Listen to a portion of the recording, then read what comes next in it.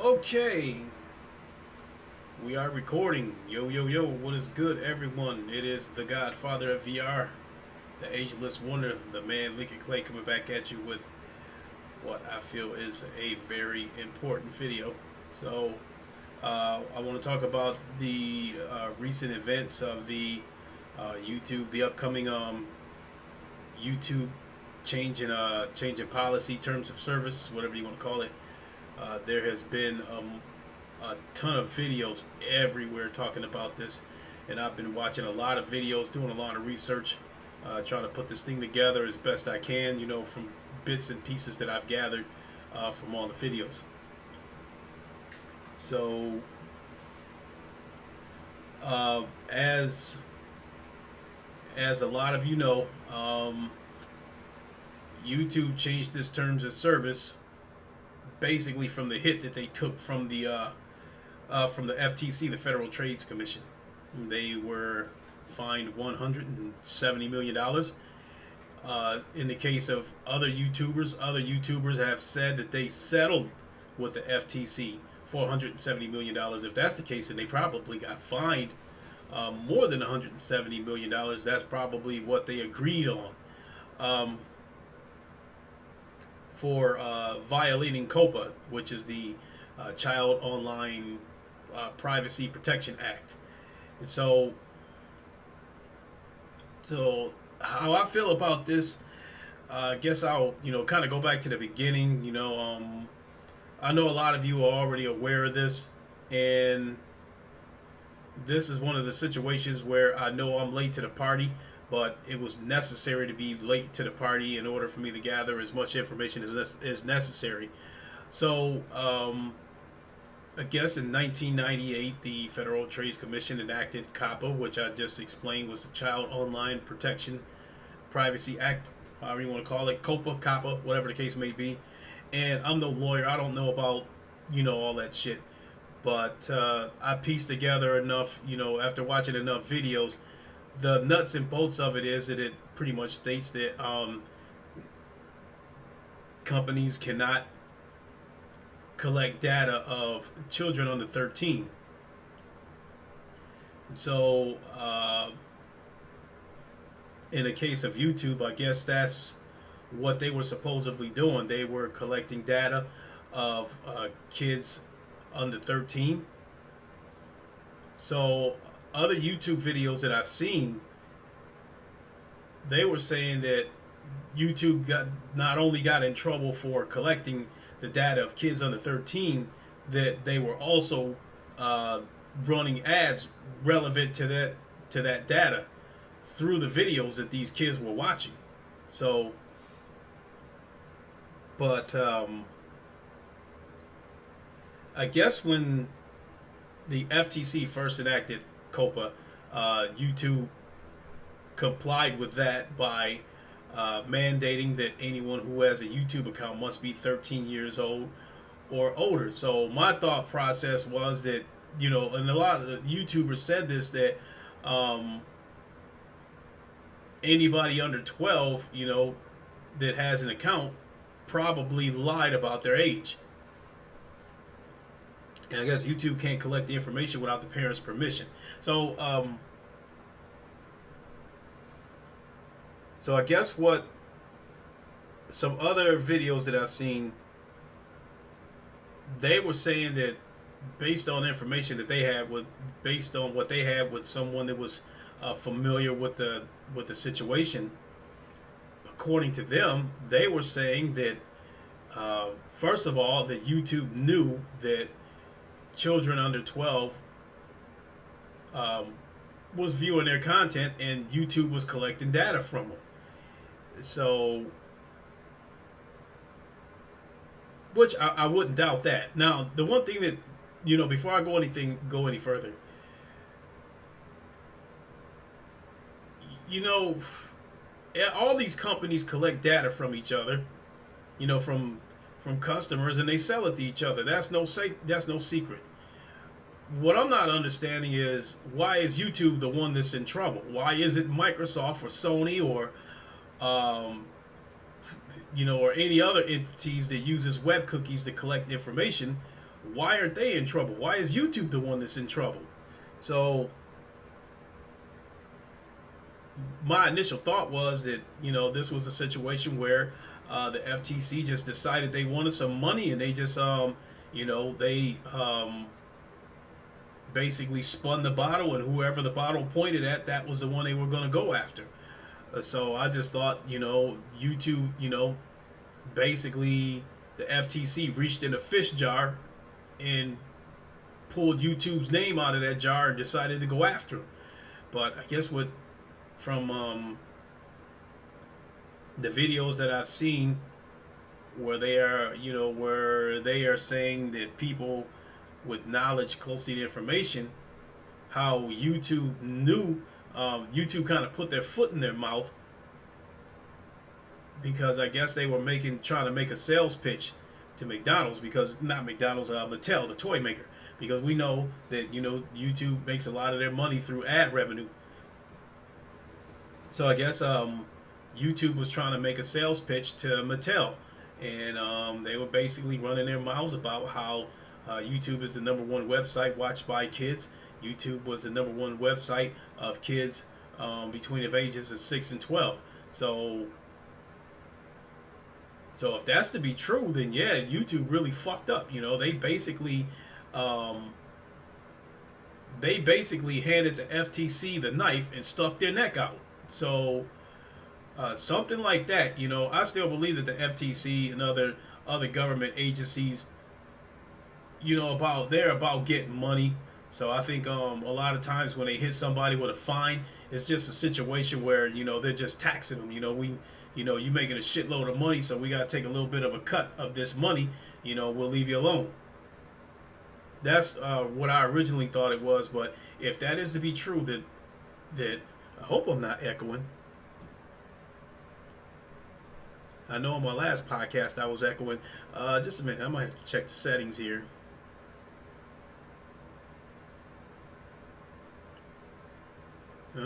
All right, we'll go ahead and go on. Hopefully the playback on this video isn't echoing. So if that's the case, that YouTube was running their mouth to Mattel about kids being the #1, viewers on the website, they basically put their foot in their mouth, and they probably put the FTC in a position where they had to do something, in order to look like they're protecting children, which is what the FTC is claiming, that they're trying to protect children. So in the interest of keeping that image of appearing to protect children, they had to do something to YouTube. But also in this video, one of the videos that I watched, where I guess somebody had knowledge of the situation, according to that video, the FTC had warned YouTube multiple times that they were in violation of COPPA, and YouTube basically ignored them, because if they would have taken action once they got the warning from COPPA, I guess YouTube is saying that it would have decreased profits. And in this video, what they were saying could have made, it would have helped slow down child activity, because they were saying that YouTube could have put a system in place where they would have made it mandatory for you to sign into YouTube under your account in order to watch content. Because now that I stop and think about that, you don't have to sign into YouTube to watch anything. I think you just have to sign into YouTube to maybe make comments, super chat, big super chat donations, all that kind of stuff. So if you don't have to sign in to watch YouTube, of course, a lot of the audience is going to be kids. And I'm sure YouTube was collecting information from people who weren't signed in. So now as we know, the FTC hit them with a $170 million fine, or $170 million settlement, whichever way it goes. Either way, that's a lot of money. So YouTube changed their terms of service, so they basically be absolved of any responsibility. So some YouTubers put it best that with this new terms of service, YouTube basically went like this, like, it's not our problem anymore, we're out of it. So I think I think that was the best way to put it. So now content creators are responsible for their own stuff. And as some of you know, YouTube recently you know implemented a feature where you have to classify, you have to mark your content whether it's made for children or not. And this is where all the crazy stuff comes in. So for the videos that I've seen, according to this new terms of service, if you mark your videos as for kids, YouTube will disable comments. They will disable notifications, so people will not get suggested videos in their feeds of your content. I guess they disable end cards, which I've never used them before, so I don't know, because I'm not that deep into YouTube. So I guess they disabled end cards. That video will be unsearchable, and the only way anybody would be able to, and I think they disable ads too for said video, and the only way anyone would be able to see that video is if they are subscribed to the channel and they go to that channel's page and specifically look for new content. So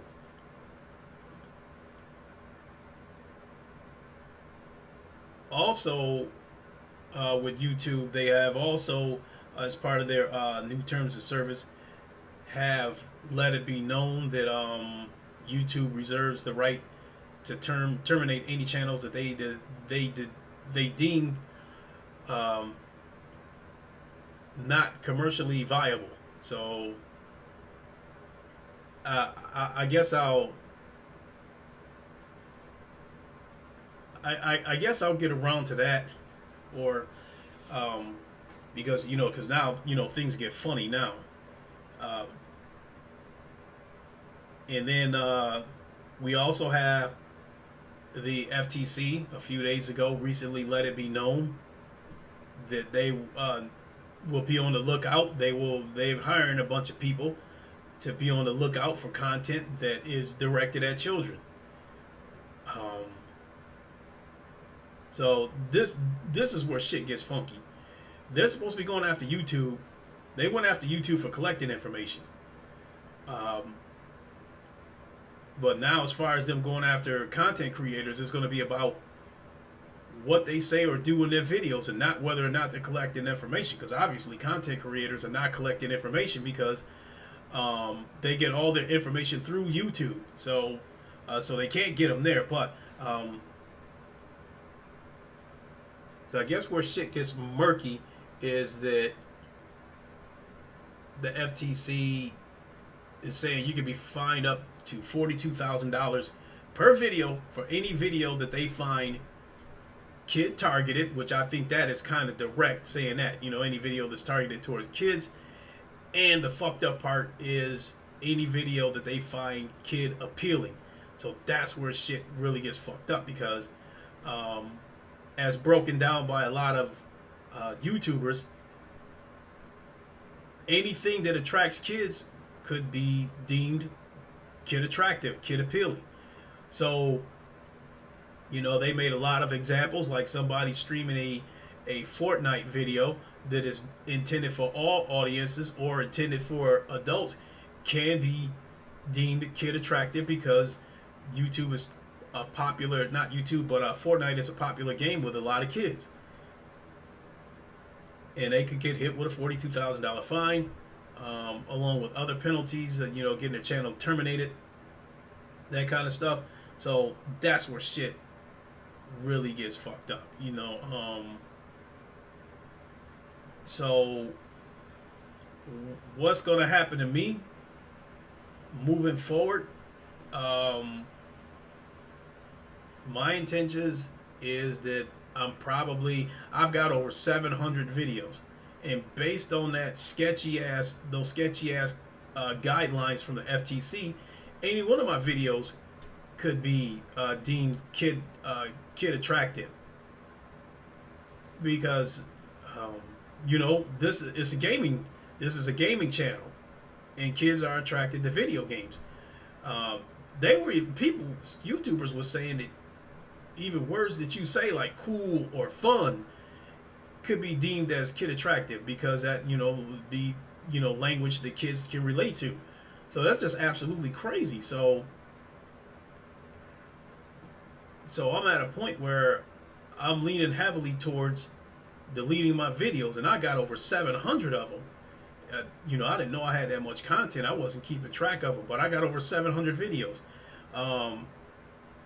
700 videos at $42,000 a pop. If the FTC were to come after me, how much money is that? Do I look like I got a few $1,000,000? Hell no. So as far as what I'm going to do, I'm probably going to go through my videos and save the ones that are the ones that mean the most to me.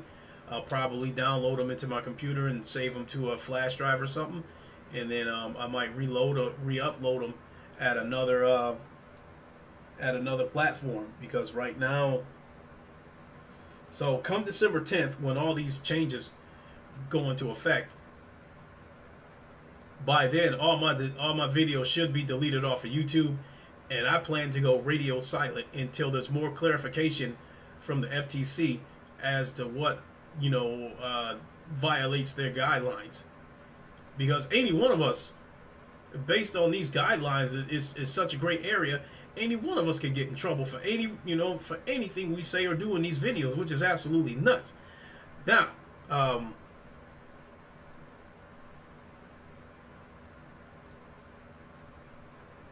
so let's go back to the YouTube part about them deleting channels that they deem not commercially viable.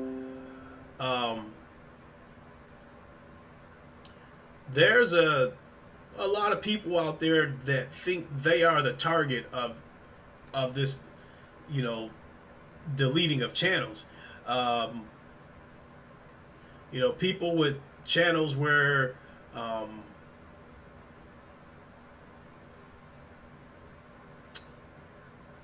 like Red Pill and MGTOW channels, they think they are the target of this change of service in terms of channels getting deleted, because they feel that their content is perceived as hate speech. They speak out against feminism, and being that a woman is in charge of YouTube, who they believe is a feminist, they believe they are the target. So a lot of them expect their channels to get deleted because of its perceived offensive nature. But to me, I think YouTube's definition of commercially viable will probably going to be people like me, because I think as far as what they deem commercially viable, I think anybody with less than 1,000 subscribers who isn't getting any views, I think those are the ones that's going to be the most at risk of getting their channels terminated. Because you got to have over 1,000 subscribers. That's the threshold in order to monetize your channel. And if you got over 1,000 subscribers, I think for the most part, at least from YouTube, I think they're going to be safe from YouTube. That doesn't make them safe from the FTC. I think that makes them safe from YouTube because, like, take for instance the smaller channels that's got like 2,000 subscribers. When they go live, the super chat money, YouTube gets 30% of that. Now, let's say you have, on any given night, you have 1,000 YouTubers who go live, that only have like 1,500 subscribers. On any given night, they go live, and you got 1 million people streaming, and and each one of them accumulates, $50 or more in super chat money, that's at least $15 million, and YouTube is going to take almost 15 million of it. So because of that, I think the smaller channels are going to be all right in that aspect, because even if they don't generate a shitload of views, YouTube can still get a cutoff of them from super chat money. So I don't, people with 1, 2, 3,000 subs, I think they're going to be all right. There's people like me that's going to be in trouble because I have less than 1,000 subscribers. At this moment, I've got about 573 subscribers, and I don't let ads run through my videos because I don't want YouTube controlling what I say or do. Because I understand you have to, you got to watch the profanity amongst other things when you allow ads to run through your videos. And I do not want YouTube trying to control what I say, because I've had a few rant videos where I've used a lot of profanity at times. Even though for the most part I don't swear that much, but some of these rant videos where I was going in on Microsoft or something like that, I've used a good amount of profanity in the past. And I don't want a situation where YouTube's controlling that. So because of that, I think I'm at risk of having my channel terminated. You have the combination of YouTube probably deeming my channel not commercially viable.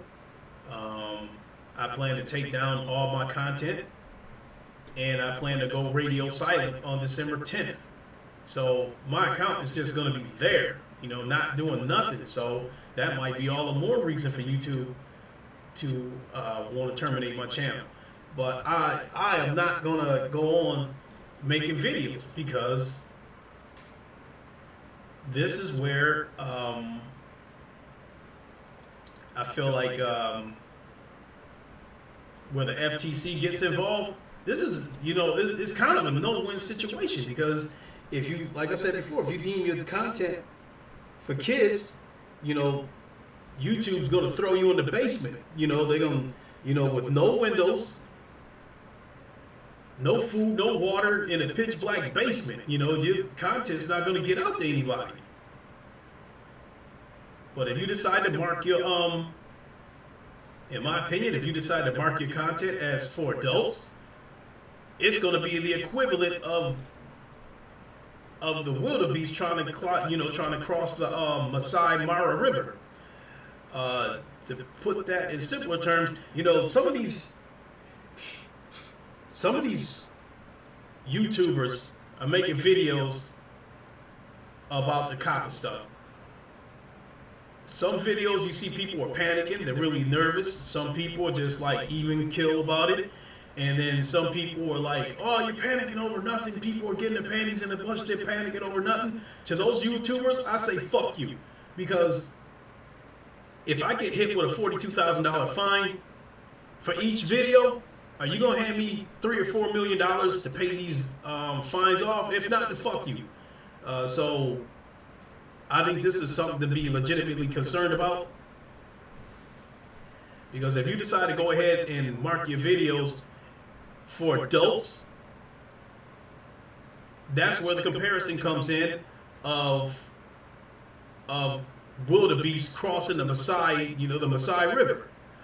I love to watch wildlife shows, and anybody that watches those kind of shows, every year in Africa, the wildebeest migrate across the Serengeti to get the lush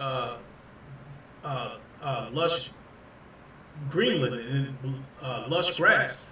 So that means they have to cross the river, which is filled with crocodiles. And when they cross that river, their strength is in numbers. So when they cross that river by the hundreds, your chances of not getting caught by a crocodile, the odds are more in your favor. But if you happen to be the one that they zero in on, it's not going to end well for you. So there's millions of YouTubers out there, and the FTC probably can't. The FTC probably isn't going to get a lot of them. but we know they're going to make an example out of some of them. And this is another comparison that I want to use. Out of all the shit that these people have been saying about FTC, about their problem, chances are they're not going to do this, chances are they're not going to do that. The one thing that these people are not saying is that what the FTC is doing is illegal. Nobody is saying that shit. So obviously, in my opinion, why would the FTC issue a threat, to content creators if they don't plan to enforce it? They basically sent out a warning to everybody. They let everybody know that the guillotine and the platform is being constructed. Do you think they're going to go out of their way to construct the guillotine and not chop off some heads? There's going to be some sacrifices. There's going to be some casualties. The FTC is going to make an example out of somebody to let everybody know they mean business, and I don't want to be that example. Out of the hundreds of wildebeest that tries to cross that river, I don't want to be the one that gets caught by a crocodile.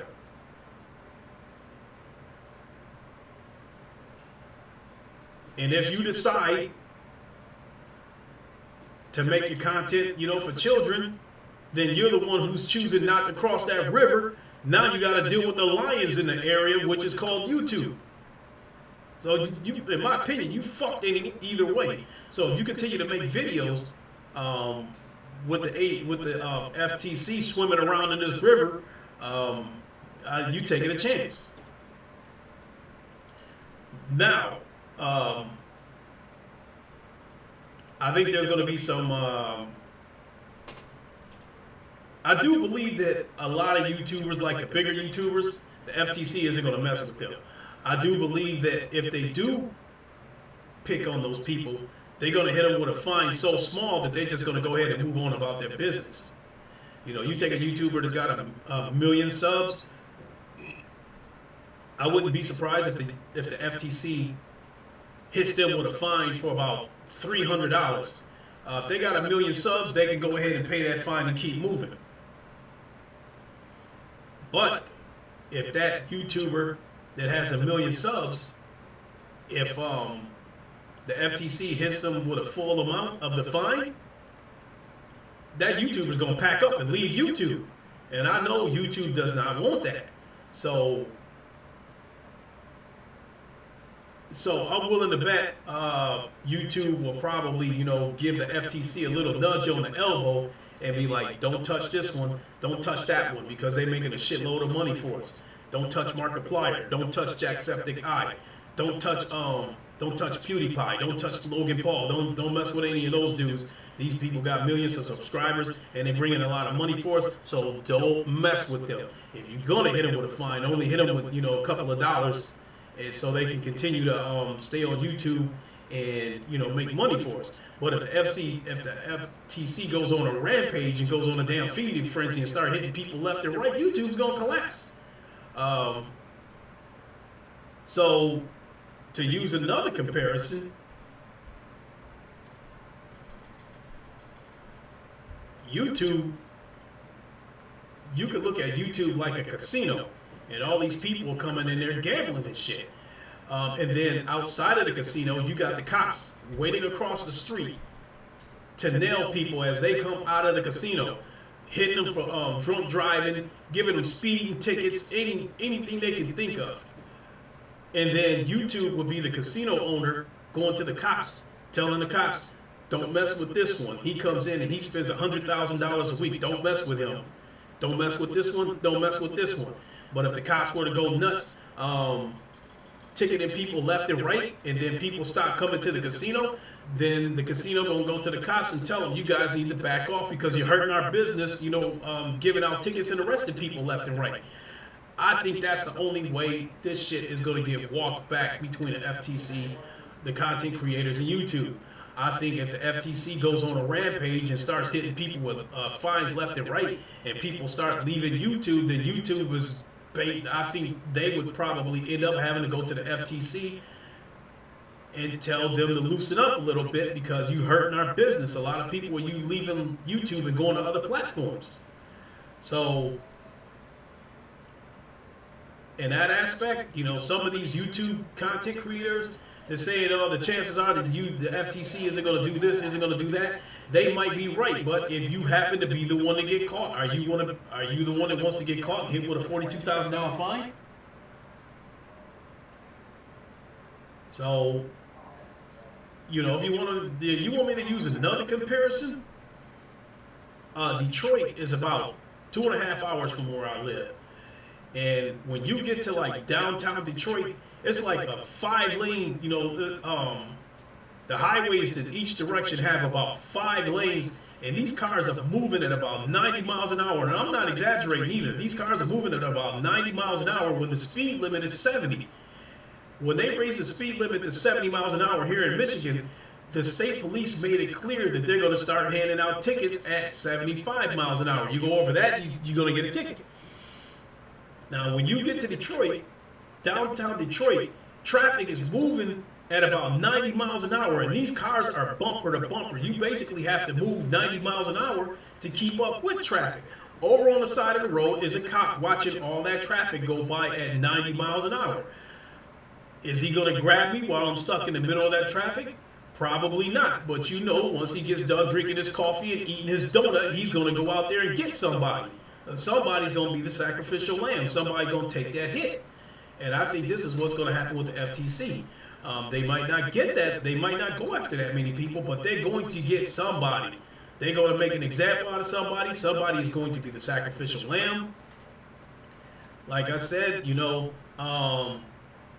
why would they issue a threat that they are constructing a guillotine if they do not plan to have public beheadings? So they're going to get some people. To me, they just would not issue this threat if they don't plan to execute it. So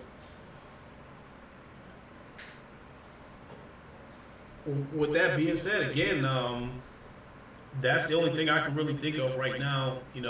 It's unfortunate that I'm going to have to take these videos down because I've got a lot of memorable moments.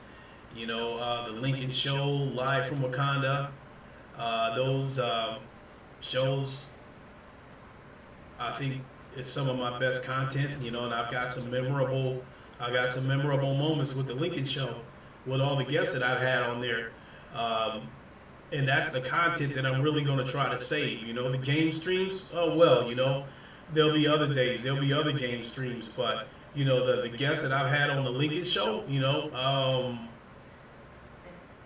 some of those people I probably wouldn't be able to get them to come back. Who knows? But even if I could, those episodes are memorable. So I'm going to try to download them.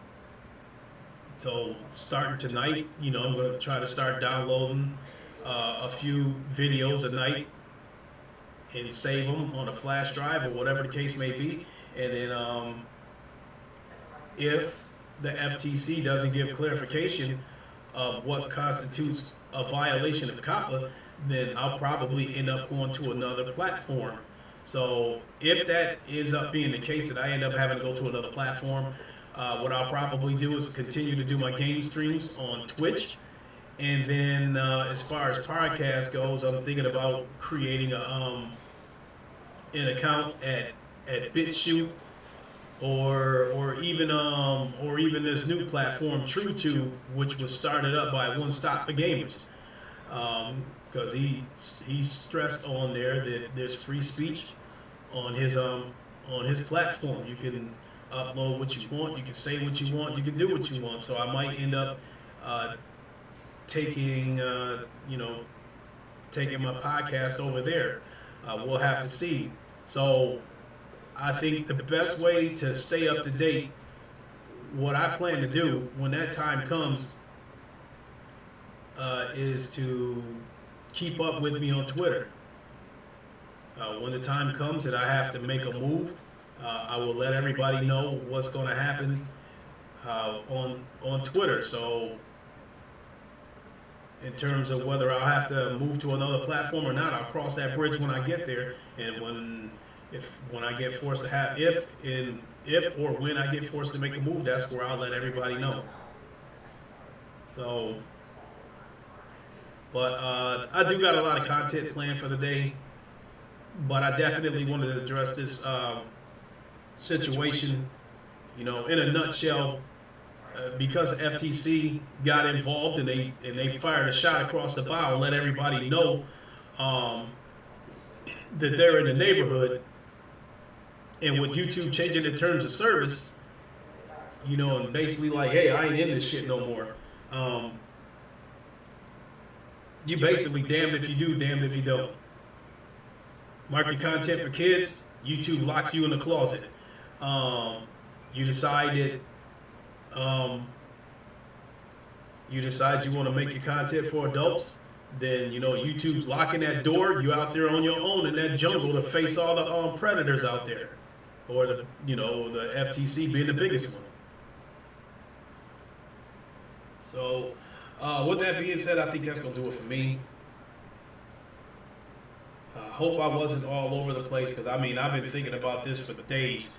When it comes to a change of service, a lot of organizations and companies, when they update the terms of service, it's usually tweaked. It's not usually like an overhaul. It's usually just tweaked. If it's an overhaul, somehow it'll make its way across the internet, whether it's like through Reddit or Twitter or something like that. So this terms of service, this change of service that's coming up December 10th, initially it went in one ear and out the other. I still think I'm echoing. Hold on. Okay.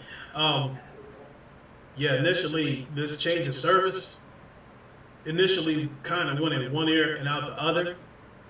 But then when I started hearing about you could get your channel terminated, or you could get, the thing that really made my ears perk was like hearing that you could get a $42,000 fine.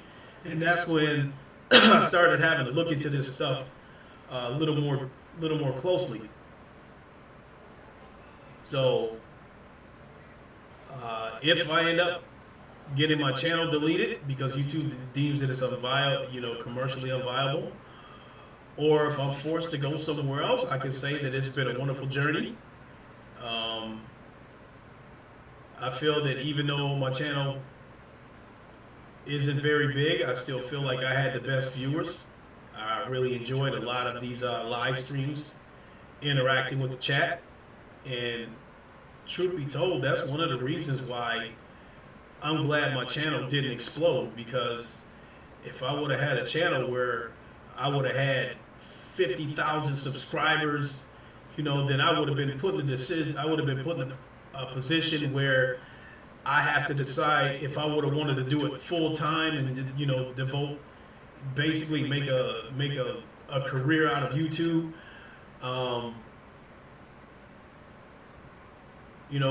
I like the smaller channels when it comes to YouTube. I watch the smaller channels more than I watch the bigger channels. Somebody like whoever it is, if the content creator has like 3 million subscribers and he goes live, I'm not watching it, because I can't interact with him unless I drop like a $50 super chat or something like that, where he's got no choice but to answer it. You know what I mean? If he wants to stay in the good graces of the viewers. But other than that, the comments are going to be going like this. It's going to be so fast, he ain't going to be able to read that stuff. Me, I had just enough, whenever I go live, I had just enough viewers that there was comments constantly coming in, and I could constantly interact with the viewers, and I really enjoyed that. I really did, because I felt like the viewers were people who were just as passionate about gaming as I am, and I felt like the viewers that were in the comments were people that I could have a conversation with all day. So in that aspect, I'm glad my channel didn't explode. That might sound crazy to say that, but I really do enjoy interacting with the chat. And I guess, if I would have tried to monetize my channel through super chats, it would have been a situation where I would have had to do it, because the comments are just flying so fast that that I might have had, I probably would have felt like I might not have had much of a choice but to go with the super chats, because I wouldn't have wanted a situation where I don't respond to someone's comment and then they get offended. So in this case, my channel was small enough that I could answer just about every question, and the only people I ignored were the trolls. Which, you know, which they ended up getting banned anyway, but I definitely do miss that. That's the one thing. That's the biggest sting about being in YouTube jail, is just not being able to interact with you guys, because I really do miss that. And you know, I've only got like 17 subscribers over on my Twitch channel. So, and you know, when I'm trying to play a game, it's kind of hard to interact. You know, it's kind of hard to respond to every single comment when you're trying to play a game, especially if it's a game that requires 100% of attention. So, but again, if I end up having to go to a different platform, I will let you guys know. And if that ends up being the case, wherever I go, I hope you guys will join me there, so we can pick up our conversations, because I really do enjoy it. So, but in any case, it's been, you know, I think December 17th, I believe, it will be 2 years that I've been on YouTube, and it's been a wonderful ride. A lot of people were upset for YouTube because they felt like YouTube did some fuck shit and all this kind of stuff. But this law that's being enforced against YouTube has been in place for over 20 years. So whatever YouTube's been doing, they've been doing it. They had to have been doing it for years. So the outrage shouldn't be coming up now. You know, people should have been outraged at YouTube years ago, way before the FTC got involved, because they act like YouTube didn't protect them and shit like that. You know, if you've been knowing that for the longest, you should have been screaming at YouTube years ago, instead of waiting until the FTC dropped a bomb on them to act like you know, with this outrage culture, and act like you mad now. You know, I'm definitely not going to try to act like I'm upset with YouTube, because up until these last couple of weeks, I really didn't know what all this shit was about, because it was going over my head. I wasn't really paying attention to it.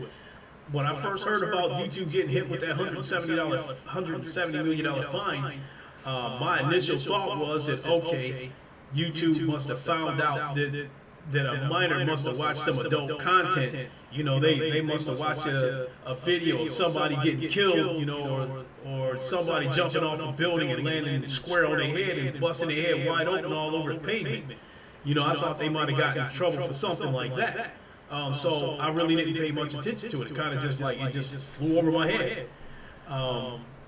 But then once the FT, you know, once YouTube changed their policy, that's when shit started getting loud.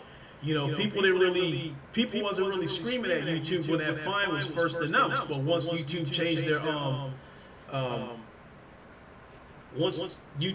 their terms of policy, that's when people started getting upset. So if you want me to use another comparison, yeah, you can make a case that YouTube was fucking up. So if you want me to use this kind of comparison, I would say, you know, I'd use another casino comparison that, you know, YouTube. Remember the movie Harlem Nights, where Richard Pryor was a candy store owner by day, but at night he ran an underground casino that had a brothel in it, and that cop paid him a visit at his home and said, "Look, I heard you got an underground casino with a brothel in it." And Richard Pryor was like, "No, you know, I don't know where you heard that from, but that's not true." Well, the next night at that underground casino, that cop was there. He goes in the back room. He goes in the back room with Richard Pryor, has a talk with him, and says, "Look, this is how it's going to go down. You know, we want this much money every month. And he was like, you know, my boss wanted to take all of it, but the boss said we got to leave you enough money to survive. So if YouTube had to change this terms of service, that's what would have happened to them. I think the FTC would have started hitting them with, you know, fines and fines and fines every time, you know, every time the FTC feels like their pockets was drying up, they would have hit YouTube with another fine. So I think if YouTube didn't change this terms of service, absolving them from responsibility, in another 2 or 3 years, we would have had this same situation come up again, where the FTC would have been trying to hit them with some kind of fine. So rather than having this cop coming back with his hand stuck out saying, "Where's my money?" every month, the underground casino decides to go legit, you know, and now the cops can't fuck with it, you know, other than paying their regular taxes. So what does that mean for the patrons to come to that casino? Now whatever you want a fuckload of money, now it's on you to report those earnings, you know, that kind of shit. So maybe not the best comparison, but if YouTube didn't change this terms of policy, I think this would have been a reoccurring situation where they would have been getting taxed every 6 months, a year, every 3 years or something like that by the FTC. You know, and I think, and YouTube is just like any other greedy American company, that they're in the business of making money. So having to pay up $170 million must have made them sick to their stomach, even though they could probably make that money back in one night. But again, you know, that money was probably a drop in the bucket. But shit, if they didn't do something about this, if YouTube didn't do something about this, we could have had a situation where over a 15-year stretch, YouTube might end up paying over $1 billion in fines or something. So, like it or not, they had to do something. That's not to say that I'm on their side. You know, me, a working class man, somebody come hit me with a little petty ass fine and fine me $20 every month. Yeah, I could pay it, but after a while I'm gonna get sick of this shit and I'm gonna find a way to get these motherfuckers off my back. And that's, to me, that's what YouTube did. What they did was probably in their best interest. So no, I'm not mad at them saying YouTube didn't protect the content creators, or YouTube went like this, was like, fuck y'all, we out of here, you know, all that kind of stuff. I'm not mad at it. Because if the FTC didn't have such a gray area on what they're defining, I don't think everybody would be screaming.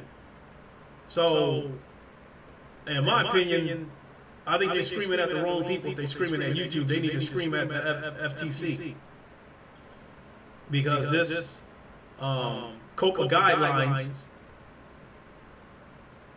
you know, kid targeted and kid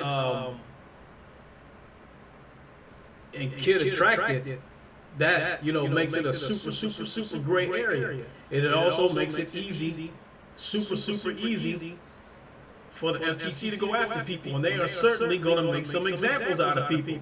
They are probably, in my opinion, I think they're going to try to collect as much money as they can before they go ahead and go through their PR process and say that we're working to revise this policy and all this kind of shit to make it more consumer friendly. But right now, you know, the way things are sitting right now, I expect the FTC to go after people. Because the FTC is not sitting here saying that, look, we know this policy is fucked up. We're not going to fine anybody. We're just letting you know that this is in place so content creators can be more conscious of what they're putting out there. Fuck no, they plan to, you know, they plan to chop off some heads. And they're going to make some examples out of people. And they're going to, you know, they're going to line their pockets while they're at it. I think when they hit people with fines, I think they're going to hit people with fines where the fines don't hurt them and don't discourage them to leave YouTube. But somebody like me, on a blue collar salary, I've been blue collar my whole life, and I make probably a little bit above your average blue collar salary. A $42,000 fine, even one, would be devastating for me. It would ruin my life. It would put me in a situation where I, at 52 years old, I'll probably be dead before that fine's paid off. And it is not worth the risk to me.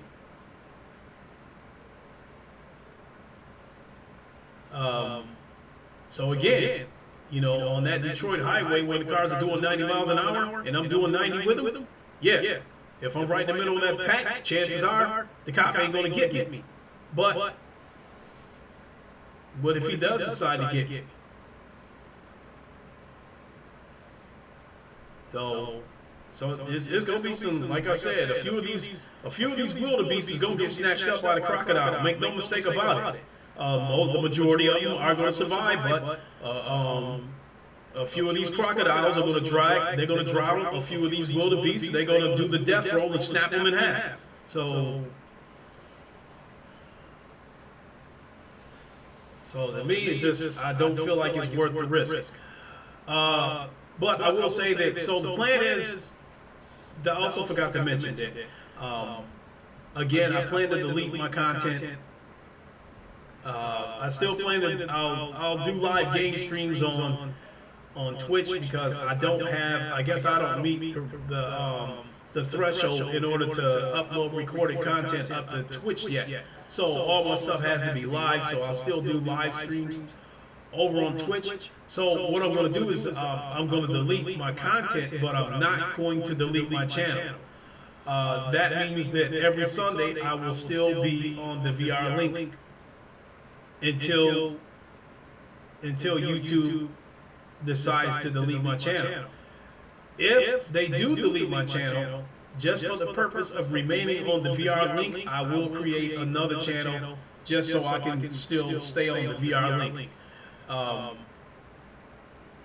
Because I do enjoy being on the VR link, and I think I owe it to my colleagues to at least stay on YouTube to be on the show.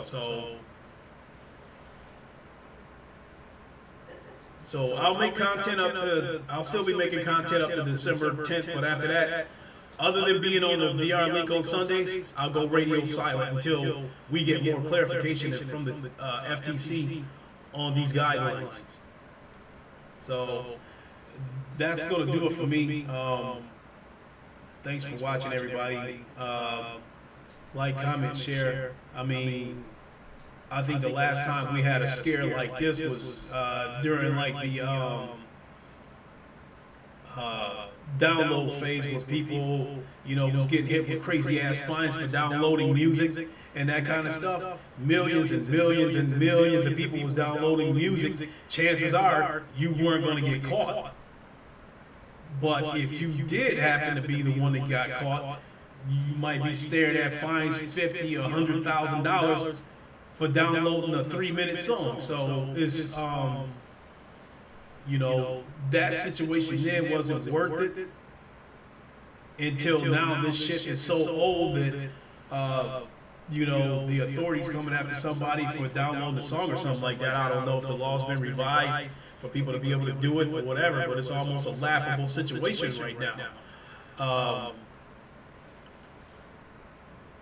I think the truth be told, if the FTC goes on a rampage, laying fines on people left and right, I don't think the shit is going to stop until it hurts YouTube, until it hurts their wallets. When they start losing, when this shit causes them to lose channels, lose viewers, not be able to run ads through some of these people's channels and shit like that, when they lose money in that aspect, then they might be the ones that's going to have to go to the FTC and tell them to back off because you're hurting our business. You want me to give you another example, which is really a fucked up example?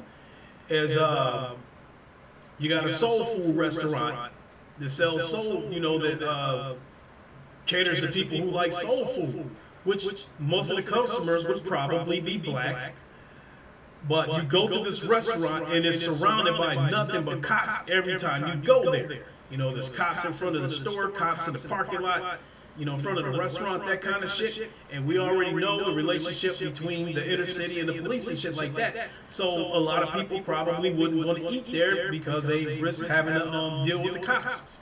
You know, get pulled over some dumb shit. It would put the owners in a position where they would have to tell the cops, look, you guys got to stop, you know, circling this restaurant like vultures because nobody's coming to my restaurant and you're hurting business. I think that's the kind of situation that is going to take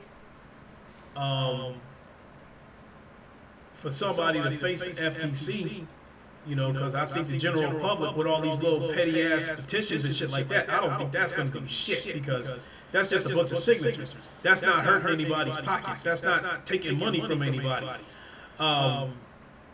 Like I said, you know, if the FTC goes nuts with these fines and shit like that, if YouTube ends up feeling the sting, they are going to have to be the big entity that's going to have to go to the FTC and tell them to back off. That's just my belief. So everything I said is, you know, according to my belief. I'm the lawyer. I'm making that clear right now. This is just my views on the outside looking in. That I think from a common sense standpoint. Hopefully this will blow over time. We get some clarification and then everybody can get back to what they were doing on YouTube. So now I'm going to go ahead and boogie on out of here. This video's been about an hour long. I definitely did not intend it to be that long. Again, everybody, if come December 10th, if I end up getting shut down, then just know that it's been a wonderful ride. I love you all. I appreciate your support, and hope to see you wherever I make my next move at. So that's gonna do it for me. Shout out to all the subs. Shout out to all my YouTube friends. Thanks for your support. You know, I definitely wouldn't be where I'm at without you guys. I definitely appreciate it. Much love to y'all. That's it for me. I'm going to boogie on out of here. I got more content on the way, so keep your eyes open for that. I will holler at y'all later. Deuces.